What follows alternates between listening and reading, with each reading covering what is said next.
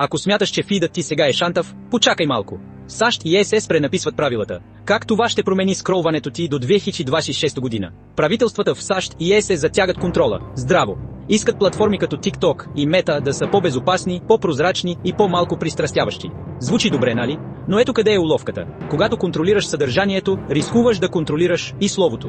Законът за цифровите услуги на ЕС изисква платформите да изтриват незаконни публикации бързо и да премахнат тъмните модели. САЩ. Те наричат това заплаха за свободата на словото.